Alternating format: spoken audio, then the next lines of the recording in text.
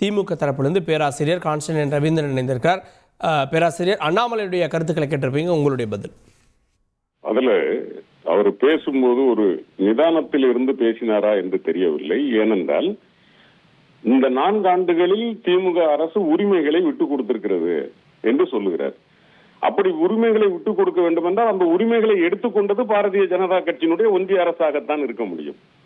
அப்படி பார்க்கிற போது தானே தனக்கு தெளிவாக பதில் சொல்லுகிறார்.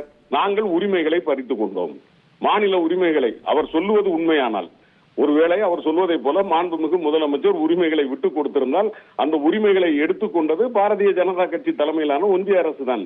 இதை விட ஒரு ஒப்புதல் வாக்குமூலத்தை வேறு ஒரு மாநில தலைவர் கொடுப்பதற்கு வாய்ப்பில்லை.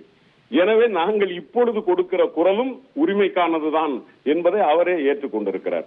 நாங்கள் கேட்பதெல்லாம், என்னோட பிசினஸுக்கு ஜிஎஸ்டி நோட்டீஸ் வந்திருக்கு பாரு. ஏய், உடனே ஜிஎஸ்டி எக்ஸ்பர்ட் பேசு. உடனே எப்படி கிடைக்கும்?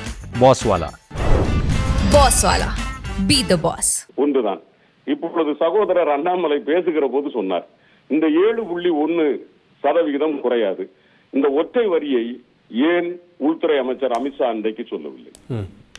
அல்லது பாராளுமன்றத்தில் எங்களுடைய பாராளுமன்ற உறுப்பினர்கள் வேறு ஒன்றுமில்லை, ஒத்தி வைத்து விட்டு ஒரு 10 நிமிடம் இதை விவாதிப்போம் என்று கேட்கிறார்கள் அல்லவா? அதை உள்துறை அமைச்சர், சகோதரர்களே, நாம் விவாதிக்க வேண்டிய அவசியமே இல்லை, உங்களுக்கு 7.1% இருக்கிறது, அந்த 7.1% நாங்கள் உங்களுக்கு தருவோம். இந்த ஒரு வார்த்தையை ஒரு நிமிடத்தில் அமித்ஷா உச்சரிப்பதற்கு என்ன தயக்கம்? அப்படியானால் அவர்கள் பின்னால் சகுனியாட்டம் ஆடுகிறார்கள் என்பதுதானே நிஜம். இதை இவ்வளவு நேர்மையாக இவர், ஏனென்றால் இவரிடம் யாரும் போய் கேட்க முடியாது. இவர் நேற்றும் பேசினார், இன்றைக்கும் பேசுவார், நாளைக்கும் பேசுவார்.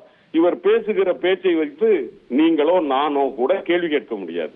ஆனால் அமித்ஷா சொன்னால் நாம் கேள்வி கேட்க முடியும். ஏனென்றால் ஹிந்தி பேசுகிற மாநிலங்களில் ஹிந்தியை கொண்டு வருகிற போது அன்றைக்கு நேரு வாக்குறுதி கொடுத்தார், நாங்கள் ஹிந்தி பேசாத மாநிலங்கள் ஏற்றுக்கொள்ளுகிற வரைக்கும் ஆங்கிலம் இங்கு தொடர்பு மொழியாக இருக்கும்.